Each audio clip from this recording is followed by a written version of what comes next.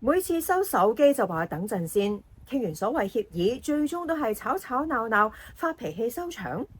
如果你每日都係為手機同仔女開戰嘅話，係時候要明白，所有外來嘅控制，從來都唔會帶嚟真正嘅自律。要改變，必先要由家長做起。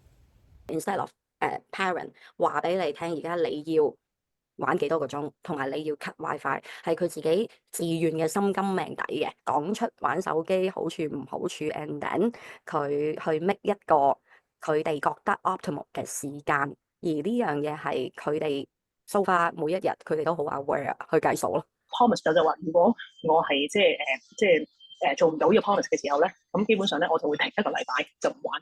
咁意思即係話呢一個解決方法咧，就唔係我哋俾佢，係佢自己 propose 出嚟。咁而我哋亦都睇咗覺得都 OK 啊，咁啊等你去決定啦。如果你嗰個禮拜做唔到嘅時候，下禮拜就冇得玩噶啦。打機啊，佢亦都試過 offer 一個一個 solution 俾我，一啲 rules 俾我，係我冇諗過，原來係喎，你啲 rules 其實都有用，唔係我只不過係不停話俾你聽，我唔俾你，唔准打。實行得好好嘅，佢真係用 timer 去 time。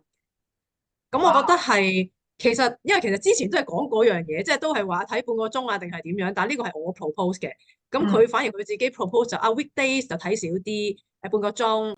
你想唔想仔女由被動聽話轉為主動負責，有動力兼有能力為自己解決問題？歡迎參加我嘅教養訓練，學習點樣穩守界線，終結手機拉鋸戰。